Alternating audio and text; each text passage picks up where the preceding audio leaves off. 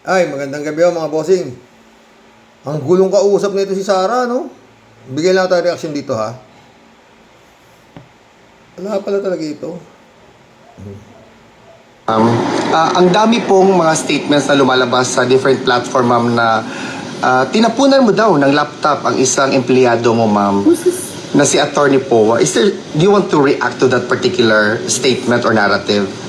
Actually, sa totoo lang, masyado na siyang basura ba? Parang ano na siya, no? Parang weird na yung mukha niya. Parang hindi mo na parang ano na, talagang, oh, parang ano na talaga siya. Parang, stress na yata, eh, no? Tuloy mo, ano yung basura? Na gossip na hindi na siya dapat pinapansin.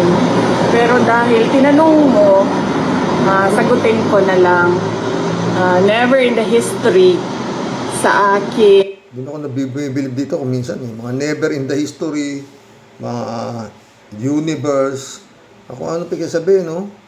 Never in the history sa akin, ano? Trabaho, ako nagtapon ng laptop sa isang colleague or sa isang empleyado or sa isang abogado.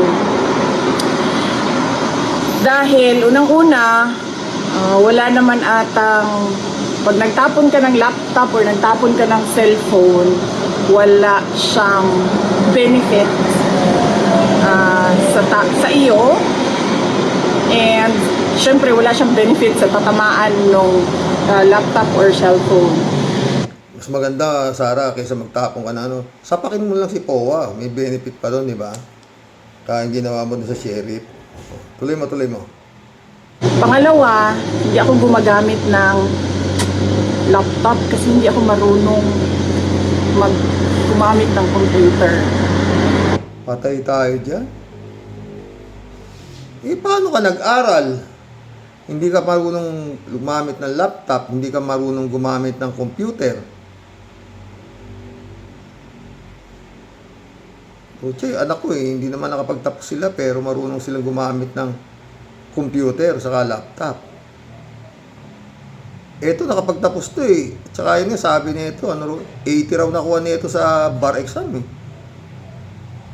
Tsaka matagal to naging mayor, vice mayor. Ano ginagamit nito sa opisina? Nung siya ay mayor at vice mayor. Lang nga namang typewriter. O, ano, inuutos, puro utos lang siguro to. Oo. Tuloy mo, Sayad. Sa lahat ng mga documents, nire-rely ko lang yan sa kasamahan sa opisina. O, ayun, umamin na siya. Sa lahat ng mga documents, nire-relay ko lang yan sa mga kasamahan ko sa opisina. Inuutos lang niya, no? Oo. Hindi siya ang gumagawa. Inuutos lang niya. Dahil hindi nga siya, wala nga siya interest siguro matuto nung gumamit ng computer o laptop. Kaya, sanay lang siya sa utos. Tsura, oh, tingnan mo. Oh. No? So, hindi siya marunong gumamit ng laptop. Hindi, tsaka computer. Sabi niya yun, tuloy Sayad. Ang gulong kausap eh. Sa minsan na gumagamit ako ng laptop, gamit ko yon pag may Zoom meeting kasi para maganda yung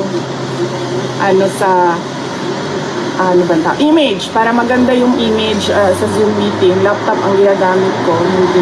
Oh, doon lang siya gumagamit ng laptop pag susum meeting siya. Oo.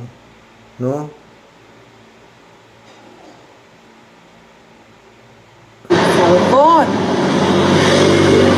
Sunod ay yung laptop ko, personal ko siya na laptop. Binili ko siya, mahal siya. Gulo mo naman. Sabi mo, hindi ka gumagamit ng laptop, hindi ka marunong, tapos bumili ka ng mahal na laptop. Magulo ka pa sa bulbul ka usap ah. And hindi ko siya itatapon basta-basta. Kasi nasisira siya. At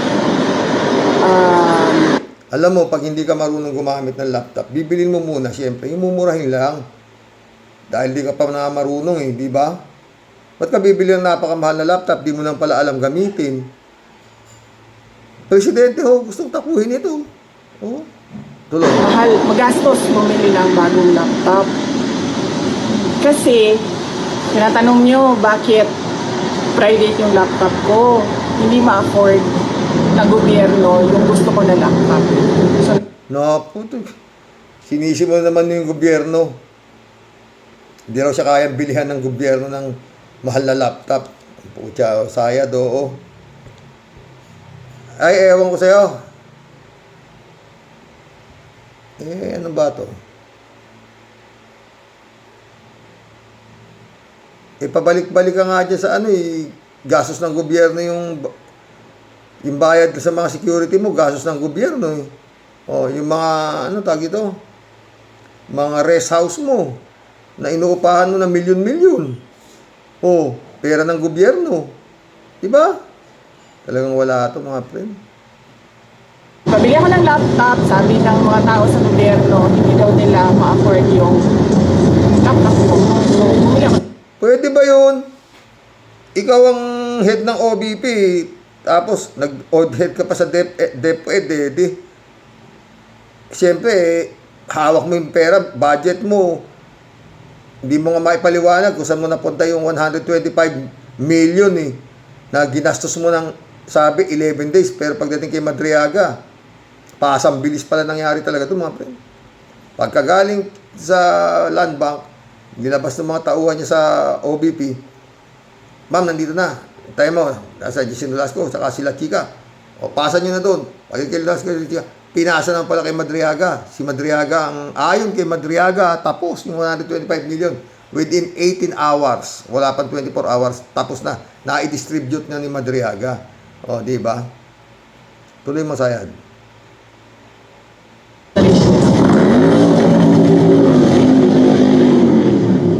So, yun. Hindi ako nagtatapon ng gamit, kahit anong gamit sa ibang tao. And pangalawa, hindi ko tatapon yung laptop ko dahil personal ko yun. Pag nasira yun, ako din yung gagastos sa bibili ng bago. Pero sabi ko nga, basura siya na cheese. Version 2 sa pinag-usapan natin kahapon, mga ginagawa ng mga kalaban na misinformation or disinformation para guluhin ang kwento at paboran yung naratiba na gusto nilang ipalabas. Parang ano ba ang gusto nilang ipalabas na naratiba? Baliw ako. Para mapatunayan mo hindi ka baliw, magpatingin ka sa psychiatrist para ma-debunk mo yung sinasabing baliw ka, di ba? Kaso sa daming nagsasabi talagang may tama ka eh. Pagbantaan mo ba naman yung pagbantaan? Pugutan mo ng ulo kung ano pagsasabi mo, di baliw ka talaga. O, kailangan may resibo ka na hindi ka baliw. O, tuloy mo. Baliw ako, parang nagpapaawa pa eh, no, mga friend? Baba. Bobo ako. Oo. Bobo ako. O, hindi ba? Hindi ba nga? O. Nakagraduate ka, naging abogado ka, nakapasa, hindi ka marunong gumamit ng computer. Ano tawag sa'yo doon? O, di ba? Natawag mo sa kanya, mga friend. Bobo. Tuloy. Pro-China ako. O, di ba ano nga namang hindi ka pro-China niyan? May sinabi ka na ba against China? Wala, di ba? Parati ka pa, nag-aaral ka pa nga mag-Chinese, di ba? O, tignan mo mata niya, mga friend. O, parang, parang may karga na hindi mo maintindihan. No? Sa baba. Ano pa ba? Competent. Lumalabas din yan sa kanila. O, incompetent ka naman. Hindi ka ba incompetent yung ginagawa mo? Ano pa? Lahat po yung sinasabi niya, totoo ha? Kaya yung mga boboto sa kanya, wala na kayong pag siya, kung ano man ang gawin niya, sinabi ko na sa inyo, alam niyo naman palang bobo ako, incompetent ako, baliw ako, binoto niyo ako, kasalanan ninyo. Di ba? Ganun na naman magiging naratiba kagaya ng tatay niya. Di ba? Hinabi ko na sa inyo, maraming mamamatay, binoto niyo ba ako? Pahinog kayo. Tuloy. Dati, nagsasabi sila, brat ako, pero ewan ko, tumitigil na sila ngayon. Unstable, ma'am. Hindi Brat ka pa talaga. Unstable daw. Oh, yeah.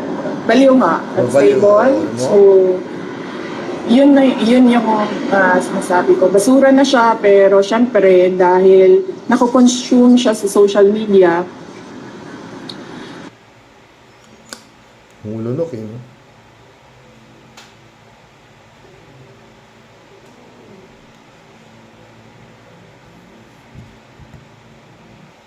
Babasahin ko lang yung mga message dito sa dinadaan itong si Sayad. Sabi nitong isa, ngiting aso, may tama sa utak. Patay tayo dyan. Ito naman isa, hirap na hirap mag-explain. BP yan ito naman isa. Yan ba ang presidente ninyo sumagot? Abogada, hindi marunong gumamit ng laptop. May ganun? Ayan. Sa reaksyon pa lang, halata na. Ito. Halatang stress na stress. Di ba napansin ko rin, stress, di ba ako? Ito may isa. Hindi po nagtatapon ng laptop ang BP namin. Sumusuntok lang ng sheriff noon. Di ba? May isa. Sinagot na din yan ni Atty. Poa. Sabi niya, hindi daw yan totoo. Ito may isa. Di siya marunong gumamit ng computer pero may mamahalin siyang laptop na pang Zoom meeting. Kaya ayun, nag-zoom out from her lap papuntang top. Very articulate explanation of a BP aspiring and very eager to be president. Ito pa isa,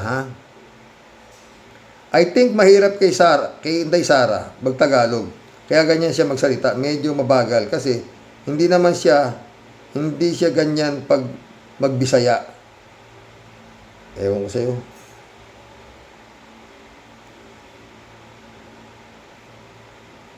Ano pala ito? Pants ni Sayad. Hindi ko na tutuloy.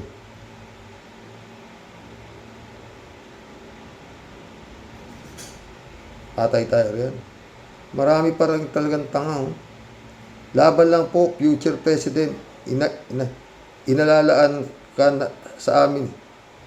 ka sa amin ng Diyos. Alam namin kakampi mo siya. Puta, patay tayo dyan.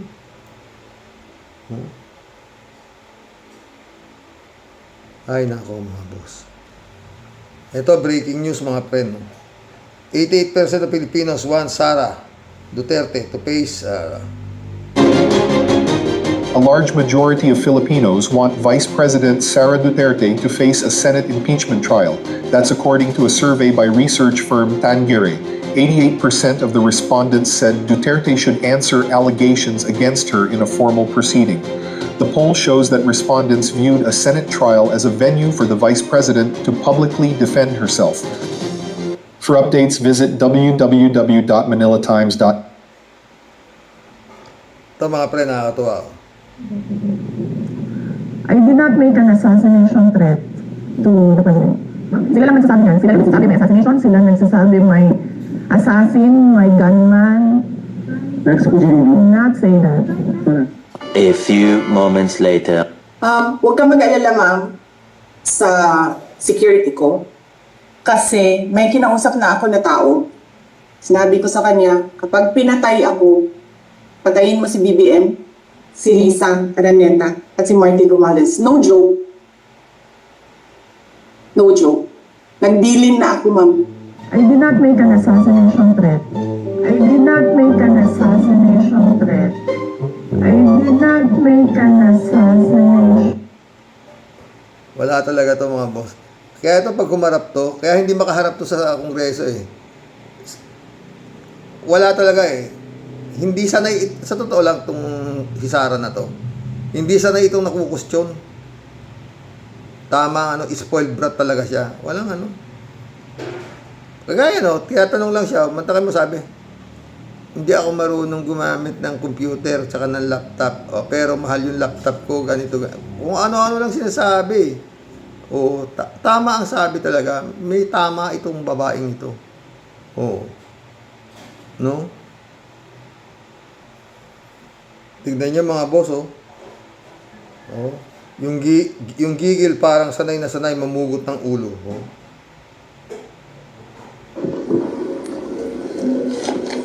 Imagine myself cutting his head. Gusto ko, ganun din ang gusto kong gawin doon sa mga katabi ko.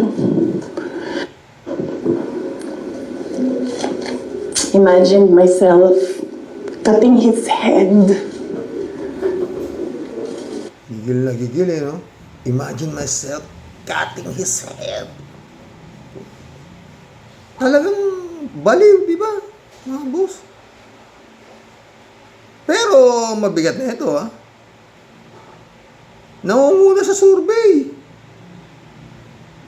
Oo. Pero kapantay na raw niya si Rapi Tulfo.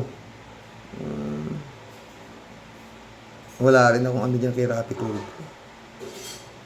Totoo lang.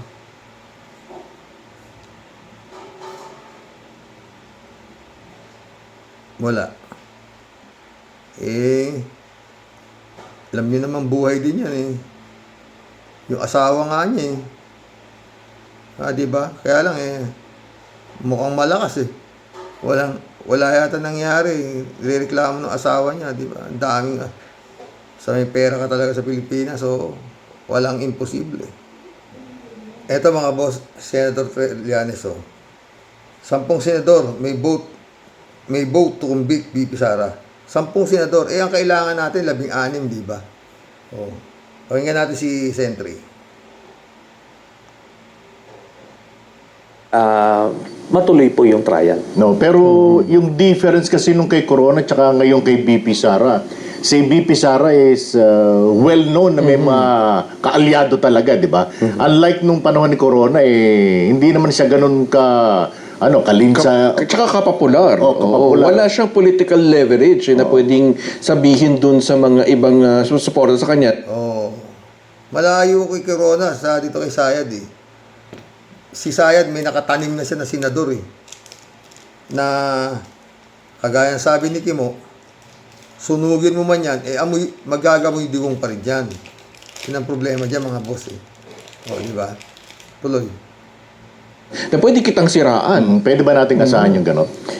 Ganun po. Ang assumption still is pagka nilatag nyo yung mga senador, kung i-analyze nyo ngayon, asan sila, meron tayo sasabihin mga principled votes. Ito yung magbabase nung boto nila sa ebidensya. Sabihin mo nang nasa 10 yan. Meron namang mga unprincipled votes na tipong kahit makita on record na bumaril itong akusado sa EDSA, maliwanag na, i-acquit pa rin. Yun yung unprincipled votes, 5 yon. Meron kang siyam na na sabihin nating transactional votes. Okay.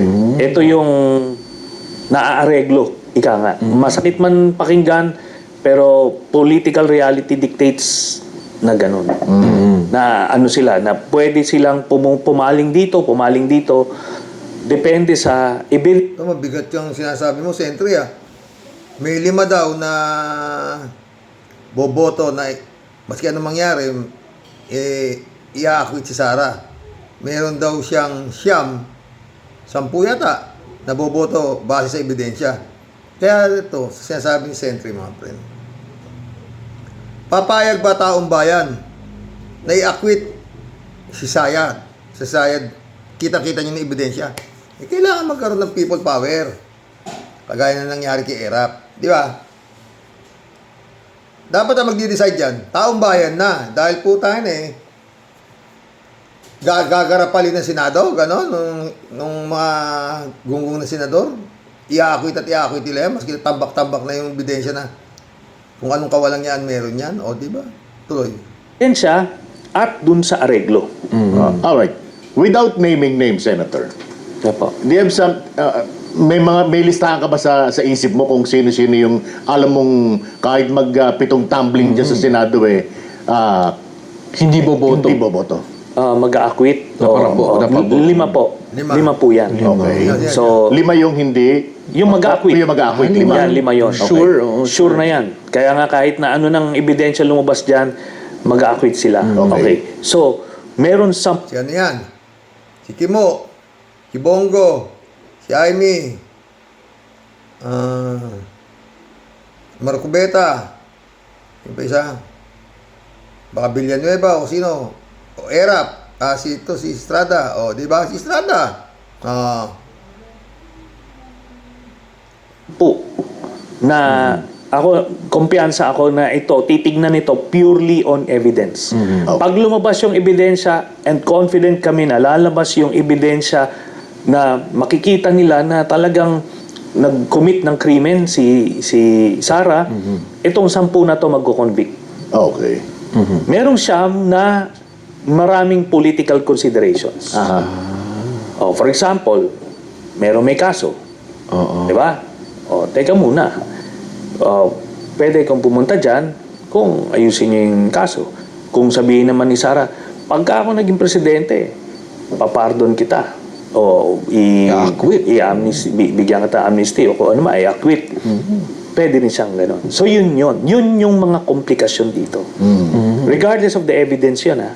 Pero, mas maganda kasi pagka lumabas yung ebidensya at makita ng mga kababayan natin na ay talagang guilty pala. At yun nga yung sinasabi ko kanina doon sa corona impeachment. Maliwanag kasi nung lumabas yung mga bank accounts din at yun nga talagang maliwanag paano mo pa sasabihin hindi. Ito lang yung dineclare pero ganito kalaki yung na-discover. So yun na yun. Di mas mahihirapan silang mag-acquit pagka ganon yung ebidensya lumalabas. So it serves the purpose talaga kung bakit this early nag-declare si Sara. Natatakbo siya sa 2028. Kumbaga, isa sa mga pwedeng leverage niya. Yes. Di ba? Yun nga po mismo ang ginagamit niyang leverage. Tama po kayo. Kasi nung una, parang sa lahat ng service, talagang milya-milya labang niya buti nga ngayon may lumabas na survey na tabla. 46 all si Senator Rapi Tulfo tsaka si Sara. So ibig sabihin nun, beatable siya. Hindi na siya invincible. Kaya ngayon, bago pa magsimula yung impeachment yan, pagka lumabas itong mga ebidensya, tatama. Pucha kasi yung mga pre, no? Bakit invincible? Ano ba meron si Sara Duterte para maging invincible? Maski ikaw, Sentry, kung boboto ng maayos ang tao, mga Pilipino, alam nga namang si Sayad na iboboto, di ikaw na lang iboboto. Maski one-on-one kayo. Ang problema talaga ito, mga friend, no? Pera lang ang katapat ng tao sa boto Kaya dapat sana, bago dumating pero dapat talaga ma-impeach na to, matanggal na to si Sayad. Kaya nga sinasabi ko, di ba? Pag si Sayad, nakatakbo at na inakwit ng Senado, na-acquit sa Senado, at pumayag ang taong bayan, diyan na natin masasabi na nasa Diyos ang awa, nasa tao ang gawa. Kailangan gumalaw kayo. Tayo, papayag kayo na para, lumabas sa katakot-takot na investigasyon. Biglang eto ngayon itong mga senador na tanga na i-acquit si Sara Duterte. Papayag kayo? Siyam na senador yan? Ang katapat ng kinabukasan ng buong Pilipinas? Makakatakbong presidente ito dahil sa siyam na senador na yan? Ewan ko na lang, di ba mga friend? Tuloy, Sentry. Yan, bababa yung numero niyan. Eh, ang tanong, ito siguro pang huling tanong na lang po namin, Sentry. Eh, yung nakikita kasi namin, tip of the iceberg lang. Kayo, nakita nyo na yung, if I'm not mistaken, pwedeng majority o yung bulto nung ebidensya laban kay VP Sara Duterte. Sa tingin nyo kaya masisway, mahahatak pakabilang dako yung perception ng mayorya ng mga Pilipino dun sa ebidensyang lalabas kapag natuloy na yung impeachment trial sa Senado? Opo, ako ay very confident ganyan mangyayari. Dun po sa 3 articles.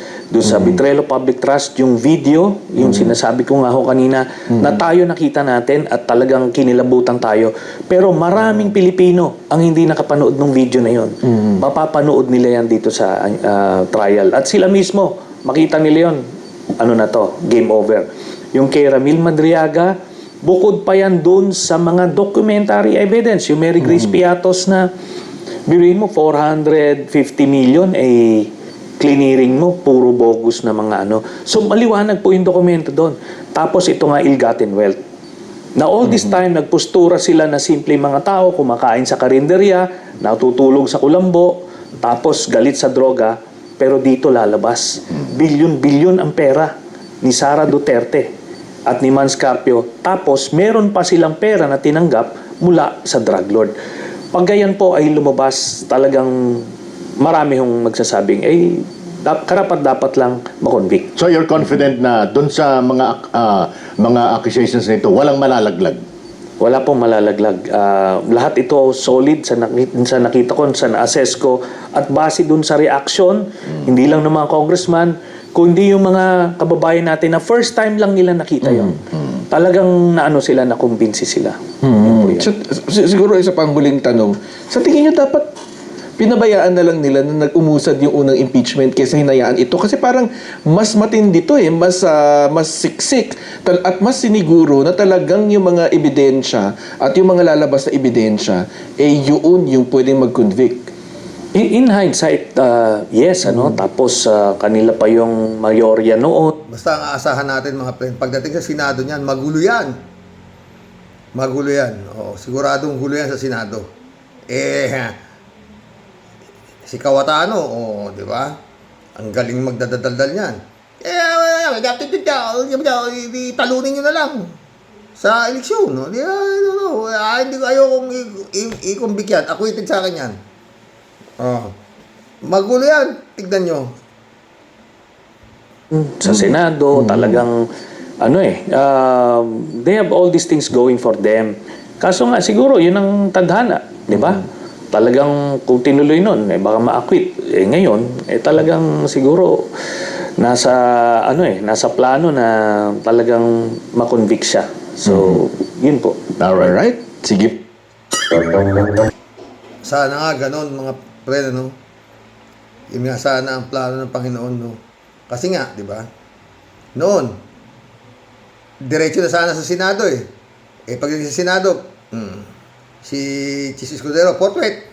Anong portrait yun yung mukha nyo? Walang portrait sa akin. Tapos mamaya, nakialam yung Korte Suprema. Unconstitutional kayo dyan. Eto ngayon, naglatag yung Korte Suprema ng, ganyan yan. Sinunod ngayon to ng Kongreso. Lahat ng due process, binigay kay Sara para sumagot. Hindi naman suwipot si Sara, di ba? Yun yan, mga friend. Kaya, lalong napasama, kumbaga, di ba? Kaya ngayon, napakabigat niyan. Sabi ko nga, di ba, paulit-ulit. Hindi basta kapal ng pagmumukha mo bilang isang pasweldo ng bayan. Kung papabor ka, hindi sa bayan, kung hindi dito kay Sara Duterte. Ganun lang yun. Pagkulam na tayo, mga friend. Basta ako, mga friend, sa klase ng galaw, i-acquit na Senado yan. Tignan nyo. Aabot ho yan ng karsada. Taong bayan na ho ang magdidesisyon dyan. Ang korte ng taong bayan ang dapat gumalaw. Oo. Kasi ibabase nitong mga senatong na to ang kanilang magiging desisyon kung bakit nila i-acquit doon sa Kongreso. Yung mga hindi nag-impeach na mga bugok din ng mga kongresista, diyan kay Sayad. Yan. Sana mali ako. Sana nga tumingin sila sa ebidensya. Kaso nga, paano titingin sa ebidensya? Si Kimo, si Bato, si Bongo, nga. Basta bayan, bansa, Pilipino, mga kababayan natin Pilipino, ang dapat gumalaw dyan. Wala nang iba. Wala kayong aasahan sa Senado. Wala. Bantawin mo. 16 senators, 16 na boboto senador para makumbik. Siyam lang para ma-acquit. Siyam lang, bilang. Baba, Bongo, Bato, Marcoleta, Kimo, baka Villanueva pa, Bilyar, halos, Estrada, simple lang naman gagawin ng mga senador di ba? Both, numbers game nga ito ano kayo? Hello? Hindi ito evidence game. Numbers game. Doon nga sa Kongreso, daming di rin bumoto na i-impeach yan dito pa Senado. Shirley J. Sir, shout out. Gayang-gaya mong boses ni Powa, Karox, sabi ni Shirley. David Ali Mendoza, shout out. Good evening po, Karox. Si Powa nga po ba yung binato ng laptop ni Inday Sayad? Si Powa nga. Powa nga, kaluwari yung mata ni Powa, no? David Ali Mendoza, Karox, yan ang pinakamadaling isagot. Yan ang pinakamadaling isagot Wala silang kopya ng reklamo sa kanila. Di ba? Michael Edwin Mike, shout out, my friend. David Ali Mendoza ulit Sana okay ka lang, friend, tagal mo nawawala. Totoo lang. Karox, mahirap yung sinabi ng bangko na mayroong computer glitch sa system nila. Di ka po pwedeng magbigay ng report sa mga ahensya ng gobyerno na may mali or otherwise ay magmumulta ka. Kung yun man po ang rason ng BPI, ay malamang na nagkausap na sila ng kampo ni Sayad at sila na ang bahalang magbayad ng multa sa AMLAC. Makalusot lang sila. Ganun ba yun? 3J Shop, shout out Computer glitch talaga, hay. Mag-imbento naman sila ng mas kapani-paniwalang alibay. Nagka-glitch nga rin noon nakaraang eleksyon. Hindi naman si Gongdi ang nanalo. Hindi naman si Gongdi ang nanalo talaga. Nagkamali ang computer. Imbis na si Rojas ang nanalo, ang nabasa ng computer ay si Gongdi. Ang pera ni Sara sa bangko milyon lang. Pero ang nabasa ng computer ay bilyon. Tayo dyan. Sumagot si David Alvin Mendoza. Akala kasi ng mga DD-shit at ng bangko nila, maloloko pa nila lahat ng tao. Yung mga DD-list lang naman ang kaya nilang lokohin. Huwag nyo kaming iparis sa kanila. Di ba, Karox? At 3J Shop. Kaya nga, hindi, sobra. Ang daming tanga talaga, sa totoo. Chupista Bunao. Good evening po, kuya, at sa mga ka-warriors. Ay po nga, Powa. Huwag mo kong ipagtanggol yung amo mo. Amo mong ewan, pati ikaw, Powa. Isa ka ring napakalaking ewan, Standby sakali, shout out. Kung umatil lang sana kayo, di doon sana kayo nag-request na mabigyang kopya bago kayo makasagot kung yan ang alibay nyo. Totoo nga.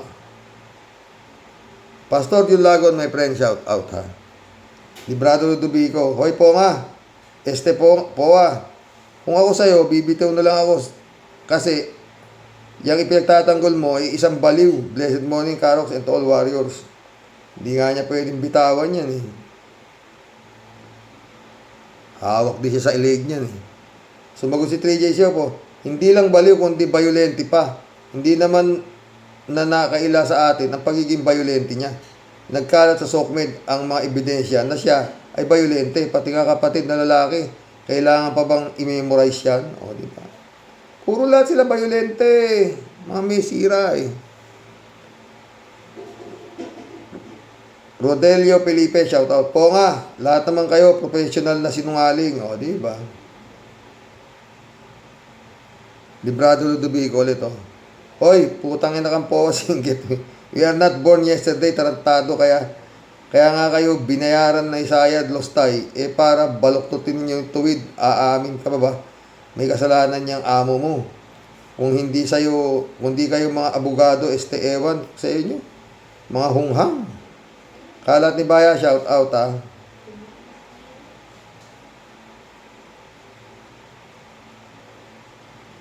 Good evening, Kasani. God bless your family. Sabi ni Kalatni. God bless Kalatni. Ramon Valencia, shout out. Bossing niya si Ponga. May balita dyan. Dati na isa yan sa mga nagpalsipika ng resibo ng AFP. Balita ko humingi sila ng resibo at pinalabas na sponsored sila ng party ng AFP, kaya kailangan niyang tulungan si Chucky Sayad. Dahil kung makalaya si Lustay, libre silang lahat, at kung hindi kasama po nga sa menting pa. Ito lang. Nagtataka nga ako eh. Asa ba yung mga pagsasampot dito? May mga kinaso na dito eh. Ewan ko anong nangyari. Kila Sulaika Lopez, yung mga tauhan nitong si Sayad, dahil dun nga sa pagkakalustay ng pera, confidential fund, na pagkagaling sa land bank, pinasa kay La Chica, sa kay Nolasco, pinasa kay Madriaga. Pasang bilis nga eh. Oh, sabi nga, di ba ni Madriaga, mali yung 11 days. Wala pang 24 hours na i-dispose ko na yung 125 million. Oh. Wala eh. Asan yung ikinaso yan eh. Oh, pati ba naman ito sila Laika Lopez at saka itong mga tauhan ng OBP eh, impeachable din ba yan? Wala hanggang ngayon eh. May nagkaso na dyan, di ba? Oh, pati bribery kay Gloria Mercado ba yun? Oh, binigay, pinakita pa sobre, lahat kompleto. Wala pa rin eh. Ala eh, di ba?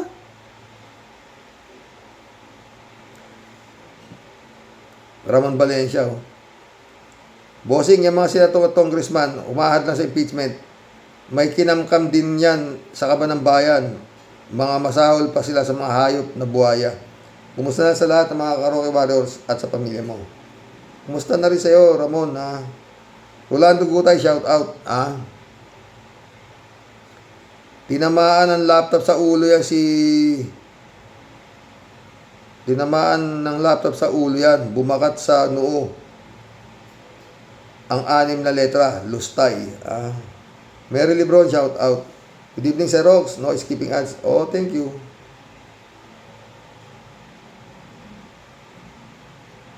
Elizabeth Iscari ulit. Good morning, Sir Rox. Bayaran ni Sarah yan po, ano yan. Magsasabi ba ng kontra sa kliyente niya? Ginagago na lang tayo ng mga piyan. At bakit ayaw nilang sumagot ng proper forum? Yan po na yan, kasabwat din yan sa pagnanakaw sa kaban ng bayan. Kasuhan at ikulong din yan, di ba?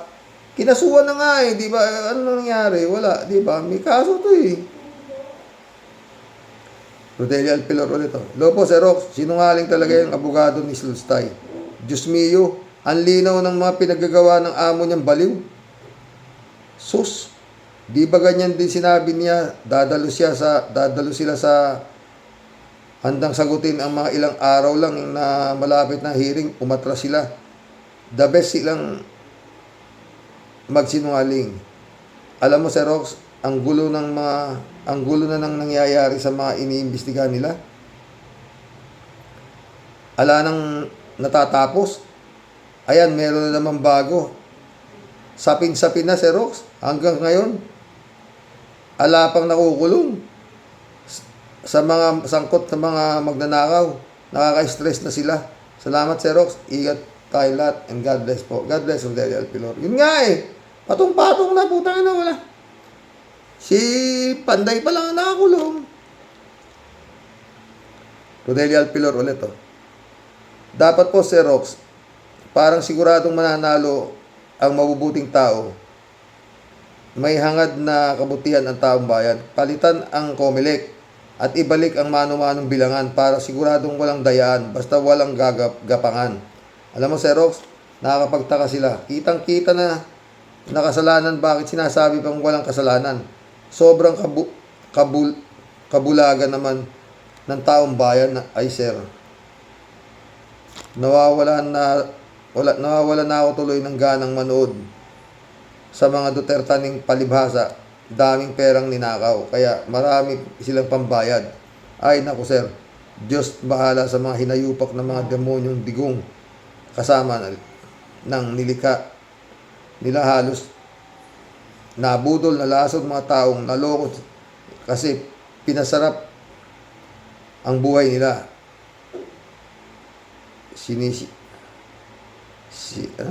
Sensya na, Sir. Haba ng message ko. Kakagalit po talaga. Ay nako, mga friend.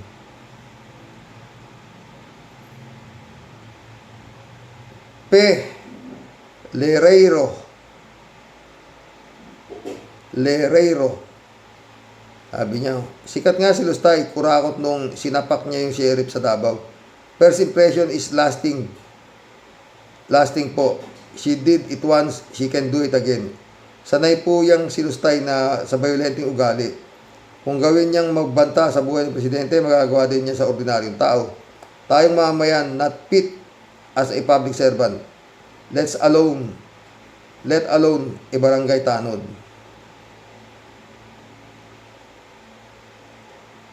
Chupista Bunao ulit.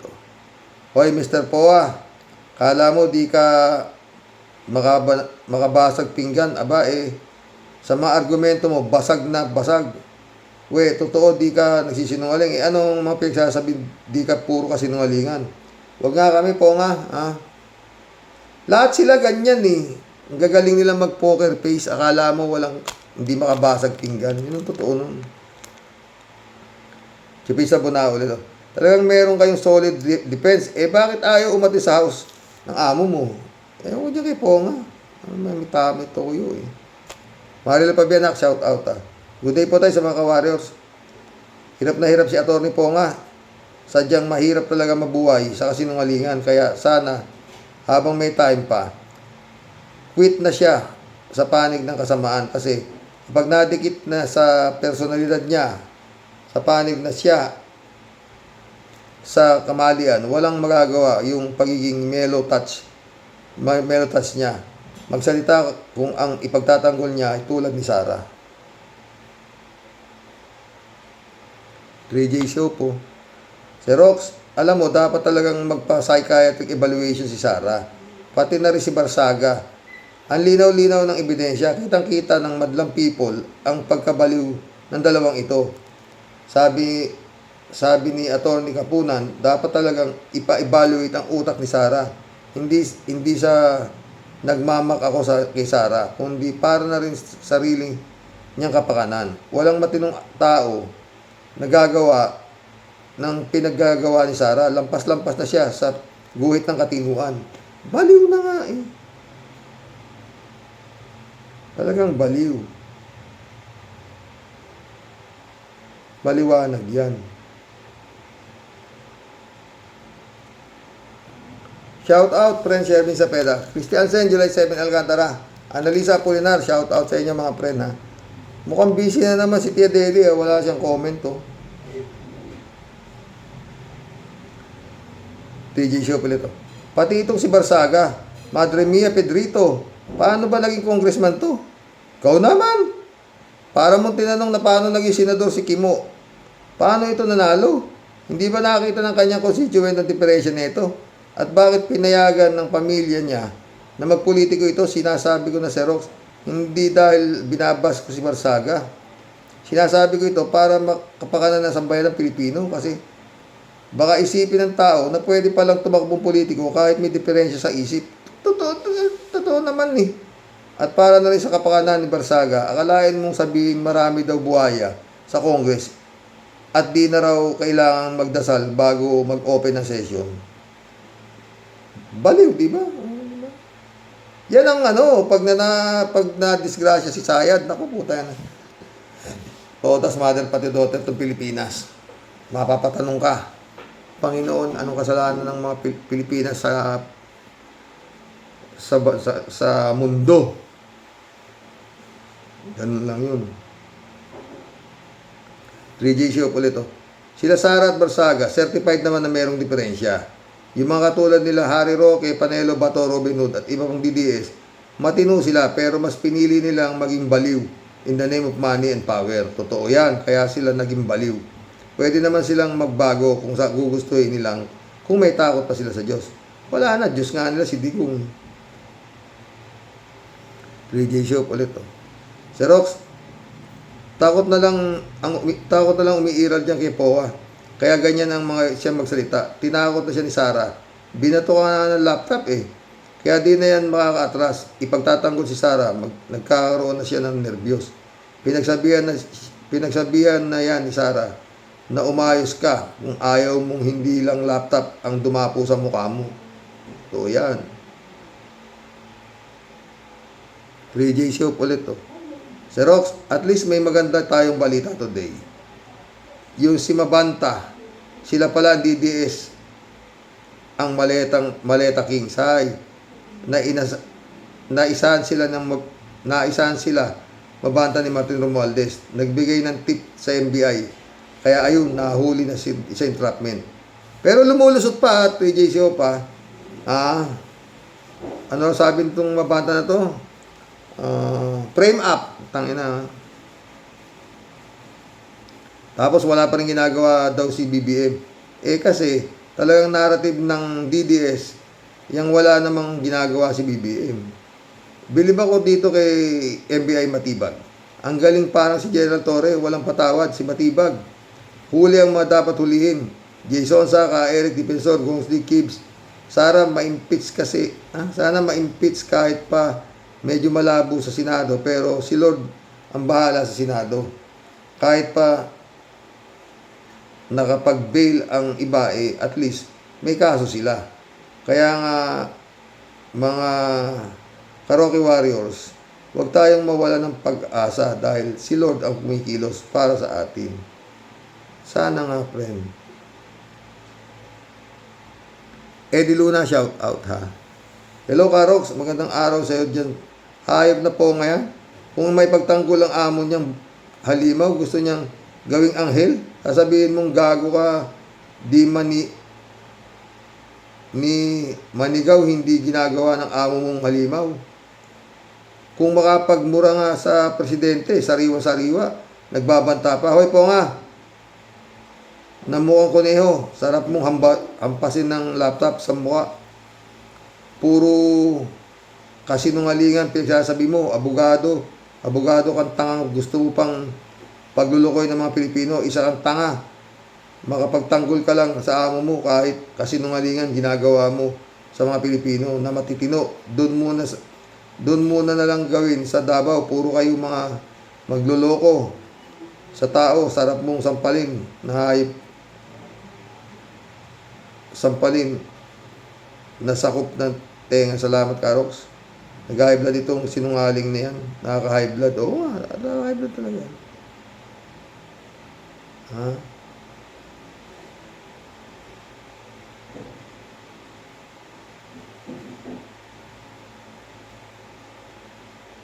Eddie Luna ulit Dolor Gracia, Amy Bingson, shout out Eman Escalona, anak, shout out. Sabi ni Eddie Luna, Karox, Comelec ang magtutulak sa mga Pilipino sa Kumunoy.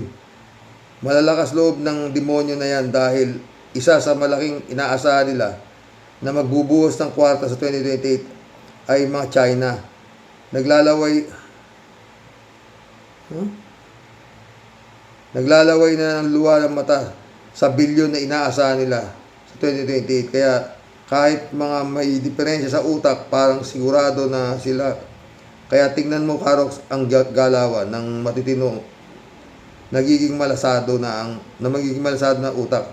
Talagang kumakapit na sa ang mga halimaw dahil sa may inaasahan sila sa 2028. Parang nakasiguro na sila na ang maghahari sa 2028. Pag yan, Comelec na yan ang hindi binalasan at alisin ang mga anay na luwa ang mata, sigurado sa kumunoy naman pupulutin ang mga kawawang bansang Pilipinas. God bless sa'yo, Karox. God bless, Eddie Luna. Eddie Luna ulit to. Karox, pag pala nawala ang halimaw, ang papalit, ikapatid ng demonyo, pag ganun tama talaga ang sabi mo. Karox, impyerno na talaga ang bansang Pilipinas. Yun talaga Eddie Luna ulit to. Kahit papitpitin ang bayag ko, Karox, hindi ako naniniwala na hindi magnanakaw ang hayop na jinggoy-unggoy na yan. Wala silang kadala-dala.